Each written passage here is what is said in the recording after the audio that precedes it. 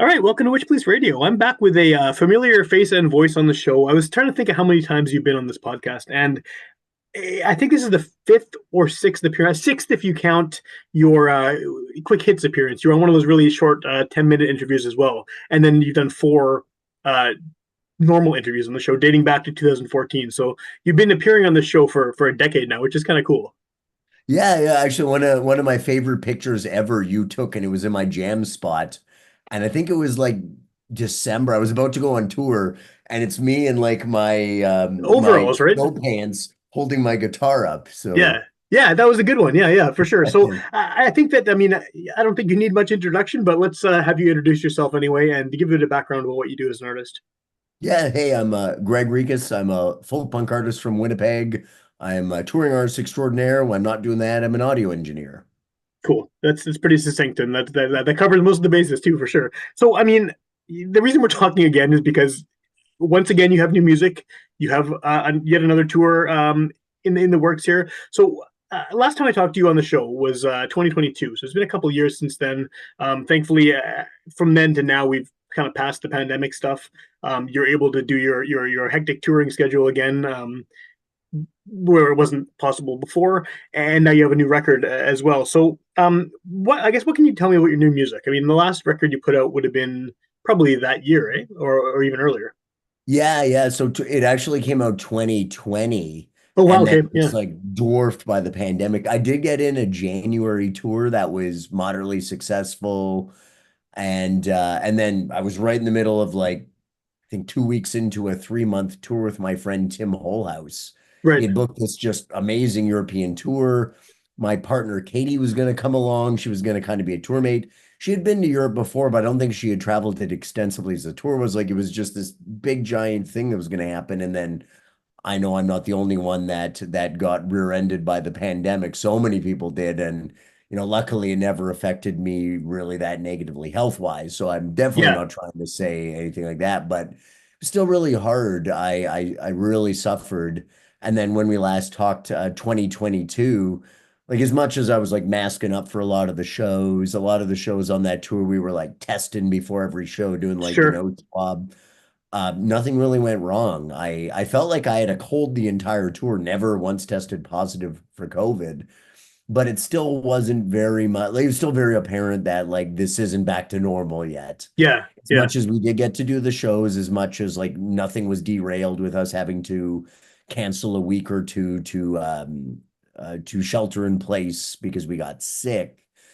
The last year, 2024, has been like, wow, like it feels like it used to be in a lot of ways. And feel really, really lucky for that. yeah, And this year I've already done, I think I'm almost over 100 shows. I was out again with my friend Tim. We went out end of December, most of January, and then March, April, May, I was out in the US and then back to Europe. And it's been amazing. The new record I feel like has, I mean, I say this every time. You could probably I make a like swipe compilation of the one clips. from Yeah, it. yeah, Yeah, every yeah, single like, oh, the new record's the best. But honestly, I think it's so good. The lineup has changed up a little bit. Um, and we really, really clicked on this one. Shay is on drums. He was in the Knuckle Draggers, a couple yeah. other notable Winnipeg bands. He was in Sugar Sick. Blue from Grotoko started playing bass, singing backup, and just instrumentation kind of stuff. And then Cool. of course Daryl is still back on sax. And I mean I also feel like I did a great job at writing the songs, but that's only part of it. No matter how good I do with here's like a couple ideas, it's still kind of up for everybody to do their part. Yeah, And when it comes to everybody's part, like I try to be, I mean, if I really don't like it, I'm not going to be shy, but it's very much like, what do you think? What are you hearing kind of for the drums? I mean, if I'm thinking kind of like and then Shay's kind of yeah. like maybe in that case, like, oh, I was thinking something faster. But everybody kind of brought these amazing ideas, and I'm really, really, really happy how it turned out. And That's awesome. it's one of those records like I wouldn't say I listen to it as in like I'll put it on and just like, stand back and kind of, ooh, I'm so awesome. It's not like that. It's just something objectively, even if I could like tear my ears off my head and put them on someone else's head, that person would be like, yes, this is a good record. That's awesome. That's a good way to look at it. I think that you want to release something that you actually really not just like, that you love, right? You want to put something out that you feel passionate about enough about that other people hopefully feel the same way. Yeah, yeah, no, the process too. I feel I've kind of somewhat cracked it. Like we did this for the Punkoostic album, kinda. We had I'm sure again I told the story years and Well, years that was a ago. decade ago too, right? So I mean, that's it's been a Uh, while since that came out. Yeah, yeah, yeah, yeah. Which that album I absolutely love too. And we rehearsed that one a lot, but not with the drummer. That was just me and the bass player. Um, Mike Eard was supposed to drum on that album. He didn't get into the country, got stopped at the border and sent back. So we scrambled. And in the end, it really worked out. But with the last three records, we've gotten together a week before and jammed like 8 hours a day. Like, nice. start picking up people at like 9 a.m., get something to eat, get some coffees, start jamming. We'll have like a long lunch where we go have some good food. Back to the space, we'll go to like 6. Or I think one night we even went kind of later-ish. And just so these songs are all we like live, eat, sleep. And then when it gets to the studio, as much as maybe you're kind of tired and maybe you're even kind of sick of these songs, you know them. It is Yeah, no, like when they hit that record button, there's no humming and hawing or thinking what's going to happen next. Like it is automatic, and not in a robotic way, in a like, wow, I can't believe how well I'm playing these songs kind of way. So that was kind of the formula we used for this. And I think we knocked out the bed tracks in about 3 days. And that includes all the setup, getting sounds and everything. yeah. And from there, we had all that time to do the sax overdubs. We might have done one of the sax tracks live too, I think, but I think most of it was overdubbed. But Daryl's the same way. Daryl's like a one take wonder. He's Yeah, amazing. he's a pro, right? He knows what he's doing. Yeah, Yeah, and I also feel like that is how he plays his best stuff. I think he is the guy just got to find that moment. In the studio, he's always like turning off lights. He's trying to get the atmosphere right. It's all about the feel. And I think one of the solos, it's song number 4. It's called Rift, and I think it's one of the best ones he ever did. And I think it was like he had maybe heard the song 5 or 6 times. He couldn't make it to a bunch of the rehearsals, and he kind of just winged that one, and he crushed it. He knocked it out of the park. And then same with vocals. Vocals were overdubbed. They were live off the floor, but we could spend time because we had 10 days in the studio and 3 days, and the album's like more than half done. And then mixing, mastering, sent off to the plant, and it was ready for the release on February 10th, which cool. was when it came out. And I did tour in January with it just on CD. That was kind of a secret release. So a few people are waiting for the vinyl there. I can't wait to come out in the fall to get it into their hands. And yeah, yeah, I'll be out again on the fall. I don't think I realized it had been out for that long. I think probably because I must have seen something about the vinyl, coming soon, sort of thing. I didn't realize it was that. But I guess I mean, yeah, it's. I do remember you releasing it, and then I forgot about it. And then I must have seen Yeah, something recently. But I was gonna say about Daryl, like with the sax, I think it's interesting because your sound, especially at the beginning, and it still is the case now, but the Stompbox setup was definitely like the main sort of hallmark of your sound, and I think that vibe is still there, but the sax has become so important on the records that it's yeah, yeah. you know what I mean? Like, I love kind of being something different. And Daryl had played on Punkoostic. He did a solo on that. Same Sibling Cities, the record yeah, after that. And I never really realized he wanted to join the band, and he didn't realize I kind of wanted him to join the band. So it was one of those things like maybe he would have played on a lot more if we kind of knew. And as soon as he sat in on the rehearsal, started playing on other stuff, it was obvious like, no, no, this is what we always kind of needed, yeah, because I love the way I play guitar. I think it's unique. At the same time, I'm very much a rhythm player, and it was kind of just missing that someone to kind of do the solo, someone to kind of do those counter rhythms in between. yeah, And not to just mention, I love the sax. I've always been a fan of it kind of throughout albums everywhere, and nothing but compliments. There are some people that are kind of like, oh, I don't know, are you a ska band now? Which I mean, it's fine with me. Call me whatever you want, but I don't think it's that at all. I think we've no, kind of found somewhere where, what does it sound like? Like I'd love to hear that one day. We're like, oh, it sounds like Greg Rekus in the Inside Job. Like, not necessarily to be our own genre, not to be able to pull that off, but just that we have our own sound that you could describe something by just saying our band name. I think Yeah, that would be another milestone, maybe. that would be cool. And yeah, I think that like it just seems like such an integral part of it now on the last few records that it would be weird if you put out a record without Daryl at this point. You know, like Yeah. it's so much a part of what you do. And obviously, you can play shows solo, and these songs work in different contexts. But listening to the actual albums, it seems like such an important piece of it. Yeah, yeah, I've very much stepped up my kazoo game. And that's so when I tour solo, I could kind of fill that space where he would be. And some of the songs I just don't play solo. I mean, if someone requests it, I'll do my best. They just Yeah, don't work as well just solo. But I'm at the point I just recorded my fifth album. I have like, how many cover songs I could do if I need to fill air. So it's not like I'm lacking material, but sure. Well, yeah, that makes sense. You got you have a, and plus, I mean, you've been in bands prior to this solo project too that you have songs from. You're good, I think, as far as yeah. being able to churn out material. So I don't know if I've asked you this before. I was thinking about that, but does it still feel like this you tour hard, right? I mean, people who don't know maybe don't realize how much you're on tour, but you're like constantly touring. You're putting up posters. You're very actively doing this thing that you do. Does it still feel like how do you feel about this at this point in your life? 5 albums in, you know, you're still hustling. Do you feel good about it? Do you feel like this is what you still want to do? I mean, I assume you do because you're still doing it. But Yeah. has your take on it changed? Maybe at this point in your life, you know, at this point in your career, or do you still feel the same way you did when you were 20 and doing this? Uh, yeah, yes and no. I mean, you get older, it's just a fact of life. And in terms of like, do I still want to do it? Yes, definitely. And I hope people believe I'm not just saying that, and that they don't think it's pathetic that like a mid 40-year-old man is still like touring and sleeping in the van and crashing on friends' couches.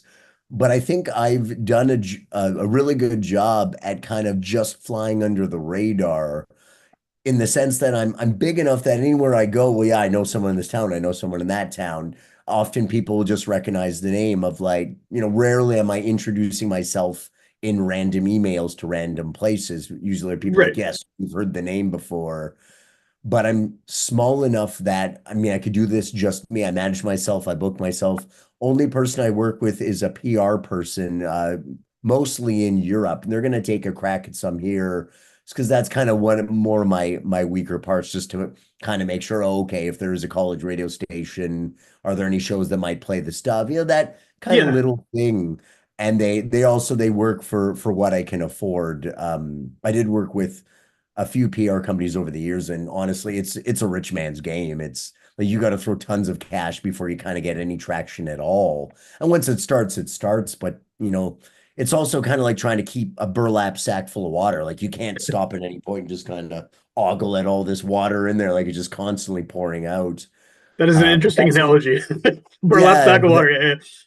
but I mean, booking myself, managing myself, funding myself, I press my own records. I'm small enough that's manageable. I can do that and be successful at it. At the same time, it's big enough that, every time I tour, I'm not like bugging people, begging, playing open mic nights. And for that reason, it's kind of given this weird longevity where, it's not really, I mean, for me at least, it's not really getting tired. It's not getting to the point where every night I kind of go on the stage and it's like, yeah, crowd of people that like me. Yeah, they're gonna ask for this one song. Yeah, I gotta sign autographs after. And, I mean, success is great if as especially financially speaking, it is a struggle. I'm not gonna lie, like I get home and I work all summer to try to be able to do a fall tour. I And see if you I working bug all summer. anyone Like every show I go to, you're sitting there doing sound, right? So yeah, doing you're sound, yeah, festivals all over the place. And if I may go in the weeds for just a second, to tour the US, you need a P2 work visa. If you're gonna do it legally, I know there's a whole group of people that are probably gonna email to be like, actually, yes, you can sneak across the border, but I tour so often on tours, I'm going multiple crossings. It is quite risky, especially when you have a bunch of merch with my name on it. yeah. I have a bunch of vinyl to try to ship that stuff all over the world and have a buddy that's holding my stuff here, buddy that's holding stuff there. Like it's not to me, getting the paperwork was always an easier, better idea. However, if anybody else is watching this who is trying to get a P2 now, they know there's a giant backlog that they just opened a new office in California. They're backed up like 6 months. Wow. I had to fork over 4,000 Canadian to get into the premium processing line, which doesn't even mean that guaranteed I will get it by a certain date. I mean, 35 days is what they say, and that is within my first day. But it's that kind of frustrating thing where, even though I've been doing it for years, I kind of got the paperwork part figured out, and it's not really that hard to get. Yeah. It still comes down to like, man, every cent I've made has gone into it. Would be nice if I was maybe a little bit more financially successful playing music. At the same time, I wouldn't want to have to trade something for that. That something being maybe like, oh, a song blew up and now I'm known for only that. And, Right. every time I play a show, that fun part where I kind of arrive and it's like a few friends and they're kind of excited to see me and maybe there's some new people there or kind of, it's still very much an adventure. Like in Europe, I literally have just a guitar in one hand, a cart with a pedal board and a luggage and some records in the other. That's how I do Europe. Yeah. And if it was, bigger to where maybe I have someone who booked a bunch of shows and I'm kind of shuttled from here to there, like I'm more of just a commodity as opposed to a person. I can Yeah. think a That's lot of artists, they get sick of it. They reach kind of like maybe where I am plus one or two where okay, now it is a living. Now they're paying a mortgage, but they're just sick of it. Like no matter how many records they do, everyone wants that one song. That's all you're ever known for. And you're kind of not drawing enough people that, you're making it big, but you're drawing enough that you can't really stop doing this because any other possible job perspectives are like maybe flipping a burger at McDick's or like working at your dad's insurance company or whatever, right? So for that reason, I think that is why I still love it so much. And, not necessarily like if I say lack of success, it's subjective because I think I'm successful, but that's probably a better way to explain it for what most people would picture as success in music. Like kind of failure is what kind of has encouraged me to just keep going because yeah. it's been so much fun. The game is so much fun. And if I really, really start to win, perhaps the game kind of changes to something that okay, now what am I doing with this anymore? But I think that because you do everything yourself, like you said, every aspect of this is you doing it. That you have that awareness of where you are and what you are and how successful you are, and that I think that keeping as much of it sort of in house with you as you can, that's going to probably keep it at a manageable level because you're there, you're doing every part of it, right? yeah, like manageable level again, it's something where if I did also get bigger, I'm kind of at the point now where I do need staff. I need someone to Sure. book me to become unmanageable. I need someone to manage me. I need someone to do that thing. I probably need a lawyer because I'm probably getting sued all the time. Like, I probably need someone to, hey, like to that, it doesn't sound like tons and tons of fun. And again, it wouldn't be horrible to be, a little bit more successful. Of course, you could say that in any walk of life, but I do feel very lucky and very fortunate for everything I have. And it's not like I feel I haven't worked for it. At the same time, I feel very privileged to have it. And, I hope that that message is always clear and that that never goes away and that I couldn't do it as much as it is a DIY thing. I always say it's DIT, do it together. Like Yeah, I without like all that. these friends booking me, without the people I play with, without John Paul Peters doing all my records, like I would be nothing. That's, Yes, yourself, of course, there are aspects that it's me sleeping in the van by myself, but so much of it is DIT. I think do it together, and I'm very lucky for all those people that are my together people. I like that. I like that acronym and the attitude too. I think that's, yeah, it's kind of the same way that it's always been done, especially in punk rock for decades now. Is it has been it hasn't been called DIT, but it's been DIT, right? Like that vibe has always been there. Yeah, yeah. The show, I have a show, I guess by the time we air this, the show will be long gone. So let's pretend that the show goes awesome, which I'm sure it did. Yeah, I'm sure it was great. We're in the future now. It's yeah, yeah, Right, right, right. Anyways, but it's two bands from the States. And as soon as they mess with me, like right away, of course, I'm going to help you. What do you need? And trying to make it as good as it can because that's what everyone has done for me. yeah, And it's been a hard thing to sell to some bands. And I totally get it. If you're like, hey, we're a local band in Winnipeg, we play one or two shows a month. excuse me, we play one or two shows a month, and that's how we pay our jam space, or we keep our jam space affordable. It's what we make from that goes to that. We're never going to tour to anywhere, so there's not a lot of a reason to help like a touring band out. If Yeah. anything, it's like, well, now, we played this show with a touring band, we had to give all our money to them, and now we just played for free, and we got to cough up money out of our pockets to pay the whatever the situation it is. I totally get that. At the same time, though, there is a bigger scene out there that's this circle that is massive. It's worldwide of just people helping out people. And Yeah. yes, perhaps you will never get helped back, but maybe a good friend will be out on the road and get help somewhere. Like if you want to be a part of that circle. And if you don't, I'm not trying to dump all over you or say like, you're selfish if you need that money to pay your jam space. Like I don't know everyone's financial situation. I'm really lucky that when I was 19, I like Homer Simpsoned my way into doing sound and like, ooh, I like plugging in mics. What does this button do? And like, I'm like, whoa, won't touch that one again. And somehow, miraculously made a successful career out of that works alongside my music career. I know not everyone's in that position, but if you do want to try to take a step back and see it as that bigger picture and like, yeah, you could be a part of these shows with these touring acts. And even though maybe, yeah, it is implied you should fork your money over to the touring band, you are kind of helping that bigger circle continue to turn. Yeah, you're part of the global ecosystem of touring bands. Or Yeah, you're yeah. you're It's like, hey, contributing you to know it at least. what? Yeah, you don't want to, you don't want to. No, you're still my friend, Yeah, but that's that's kind of one reason why I do it. One reason why I will jump out of my way just to try to help someone because that's what people do for me. yeah, that's awesome. What whenever people someone hears this, they could hear it the day it comes out. They could hear it a year from now. You're probably going to be touring because that seems to be sort of the mo is just to be always on the road. But right now we're recording this. It's late August. What are your plans? Where are you headed? I know you have a tour, yet another one Yeah, sort of coming up. so the weekend after this, which is 30th, 31st, 1st, the band and I are doing a little Manitoba tour. Man, I almost said Manitoba. Manitoba, Manitoba Manitoba. tour, Manitoba tour, where we're going to do Winnipeg, Portersville Prairie, and Brandon. I think it's going to be super duper fun. Back for about a week or so, and then the 12th of, I guess, just over a weekend, the 12th of September, I'm in Dauphin, Manitoba, and then kind of work my way all the way out to Vancouver. I'm not hitting the island this time. I tried to keep it more to 2 months-ish. Part of it is financial reasons. I'm still kind of recovering from the last couple of years.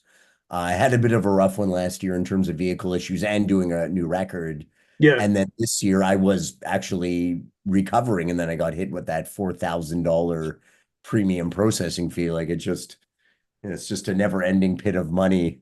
yeah. Um, But but you're a true believer, though. I think well, I said this on the show recently. I forget who I was talking to, but I really like talking to people who are true believers about something, whether it's a style of music or whether it's like writing music journalism or making films or whatever it is. Like there's people around who they sort of devote everything to this one thing, and I think you are one of those people that you obviously put everything into this. Like you're working as a sound guy. That's for this. You're staying at home so you can tour more. You're recording these albums so you have something to sell on tour. Like it's all sort of surrounded this. I guess a better way to put it is you seem to be very much believing in your own ability to do this, which is cool. I've always yeah, appreciated yeah. seeing that. Like ultimately, I believe in the music, and I believe I still have something to say. I think that's another important part, and it really came out, I think, on the last record in terms of the lyrics and just the title of the album itself. I've had multiple friends who are like, "Wow, you really stepped it up this one." Just kind of notice. I mean, not my past lyrics, I think, are great too. Sometimes I'll read something I wrote and like, wow, like I'm even impressed myself kind of slightly. I don't believe that came out of me because I never thought it was that clever. Yeah, This one, I think I kind of like hit somewhat of a new stratosphere. And I mean, the lyrics are up online. I would love if someone would email me and tell me otherwise, or if it is good or if it's bad or whatever. But you want the hecklers, right? yeah, Yeah, exactly, exactly. But yeah, I when it comes to the touring, I also think though it is important to be realistic and as much like it from kind of you stand far back enough for me, and it seems like I'm just constantly on the road. Like that's all I ever do. Most years I'm home 6 months. Most years I'm home as much as I am on the road. When I'm at home, I'm working and saving. I'm very, very lucky. My partner and I just got a new apartment. Actually, that's where I am. Cool. I should in front of the closet. You can see this fabulous collection of VHSs over here. Something I'm very proud of. But uh, at the same time, we're lucky enough. We have a really, really nice place to live, but we're not living in a mansion or anything. We there is a cost to kind of being on the road all the time and doing it Sure. in so many ways. So another reason to be like, well, it's not necessarily just about touring as much as I possibly can. Or another thing, I think I've noticed some people are always like, oh, why don't you tour in this crazy place or that crazy place? And it's not necessarily about that for me either. I do most of my dates these days in the States, and then Europe would be second, Canada number three, the odd date in Mexico. But for the most part, I'm just touring places I've worked really, really hard to try to have a bit of a following and friends Sure. that love my music like I do. And I've already kind of spread myself as thin as I want to spread. Like to try to get to Japan or to try to get to Australia, I'd kind of have to drop something else. And not to say never if I ever got invited to one of those places, but to try to do that development I've done, like Europe for me, it was just constantly doing it, losing money until I finally cracked the code to like, okay, don't rent a car, train or bus. I got a lot better at French, learned some Italian. I had a Cool. lot easier time kind of getting around now. Not to mention just phone apps have come a long way in the last 10 years, so to be able to do it where all you have is your phone and I'm booking bus tickets on a whim, I'm booking train tickets. Like it's a lot easier to do it just me than it was even 10 years For ago. sure. That all contributes to me coming back with maybe some money or not losing, an absorbent amount of money. And again, I can't say enough to be very clear. It's not about the money at all. It's not like that. At the same time, it has to be a little bit about the money because, unless you're independently rich, You you need it can't. to live. You have to survive on it too, and you have to be able to go on to the next thing, whether it's another tour or another album. You need the cost. There's costs associated with it, right? So you can't not focus on a little bit on the money side of things. Yeah, you can't just keep throwing money and just thinking forever. I mean, at some point that road does end, and usually it ends in bankruptcy. I don't know how many times you get to do that, but Right, right. So, whenever someone hears this, hopefully they hear it soon after it comes out. But these things last on the internet forever, and apparently I'm doing this show until I die. So, it'll be floating around in the we ether for hope a so. while. We hope you Yeah, never stop, man. but I love, and thank you for having me, man. I well, I'm, appreciate I'm it. always glad to have you on, always. But what's the best way to find out more information about what you're up to? As far as maybe someone hears this a year from now, maybe a new tour, a new record, who knows, right? So, where can someone go to find out information about what's happening in Greg Rekus' world I whenever they always hear like to this? start by doing a an internet search on me, or dare I say, a Google search. Usually stuff will come up starting there. My Bandcamp is probably the most updated one. I do have a website, but I like to keep it pretty simple. Like website is just tour dates, a music player, and contact info. Okay, So I guess if you're just interested in seeing me live, it's gregrekus.com. And then of course I have the Bookface, the IG, and the TikTok. And I'm not, possibly being my age, possibly I was never really good at social media. um, for the most part, I'll just do a bunch of videos. Like on tour, if I see something kind of interesting, I'll do a little video of it, or something I think might be kind of funny. I'll cut it together and I try to do at least once a week. And that goes to TikTok, and then TikTok puts it on Instagram. Instagram puts it on Facebook. Facebook puts it back on Instagram. Then I go delete the duplicate on Instagram or whatever. And that way, all my social media is somewhat current, at least. It's, stuff that's kind of going on and relevant. yeah. But I really post music. I kind of like the idea too that, like, if you want to see the music, you kind of got to come see me live. But kind of here's my personality. Here's like kind of who I am. And nothing's ever really taken off. I think my most viewed is like 1,000 views or something. But But there's they still a always, thousand people seeing it who maybe yeah. are new to your. Maybe some of them, maybe 10 of them are new to your music, and that's a win there, right? Yeah, and again for me, like it's not really a benchmark. It's not something I could monetize and to spend a whole bunch of time trying to make a video to try to see if anyone views it. Like it, not really what it's about. It's one of those things I feel I kind of got to do to stay somewhat relevant and just for at the same time too, it is kind of neat, especially friends back home that maybe miss me a little bit can kind of see me hanging out in Europe and stuff like Yeah. that. Yeah, it kind of gives something too to like, I could go back and look at this at one day and maybe be like, oh yeah, that was a fun little tour or whatever. Rather than 15, 20 years ago or more, where you would have had like a still camera on film Yeah. and those photos are in a shoebox somewhere. And yeah, exactly. Yeah, I do. I have saved all my old phones, although now I think of it, I didn't ch save the charger. And so that would have been a good idea. But in theory, in the future, if I ever can fire up this You can phone, look it up. Yeah. yeah, and the battery isn't all dead, I could potentially look at old stuff on the phone. That's great. You mentioned right off at the beginning about the current album and the vinyl coming out. Do you have a date for that, or is that just sort of uh, to season, or what's the timeline on that? Yeah, no, it's already out. It was out February the Oh 10th. no, but that was the album, the vinyl too, or is that? Vinyl too, yeah. Oh, okay, I So I misunderstood that. Yeah, toured in January, just the CD. I was kind got of it, got it. And sneaky. then the And that vinyl was came. kind Okay, of the like, hey, if you want a pre-copy. And then the vinyl came out it's already February. okay. And yeah, I've been pushing it ever since. And it's been really good. People, again, have been really, really, really into it. And nothing but kind words said about it. And I'm really excited. Out West is where I've been probably touring the most of my whole life and where I feel I kind of do the best. And I never had the vinyl, so it's exciting to kind of bring it out. And there's always that person too that's like don't want the CD, already listening to it on Spotify, want the vinyl.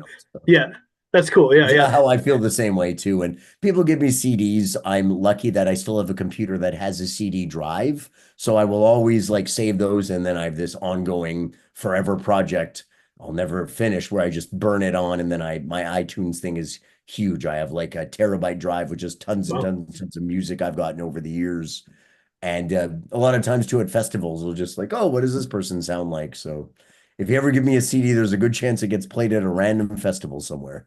That's awesome. That's awesome. And then I guess the best way to buy a copy of the record is probably to see you live. And otherwise, yeah, I would imagine Bandcamp might be the best Yeah, place. Bandcamp. If you really want to give some money, Bandcamp's a great way to get the digital version. I'm not super keen at mailing stuff around. A lot of times it ends up getting damaged or in transit or whatever. Well, and shipping costs are crazy too. Yeah, exactly. I much prefer you could come see me live to get the physical copy. And if anyone ever, for whatever reason, you can't get any of those players to work, I'm always happy to just email a copy of the record for free to anyone who really, really likes it and wants it. I mean, again, the most important part, I can't always give away everything. Physical record, I do got to charge something, but Yeah, it's way more important to me people hear the music than to kind of make a buck. awesome.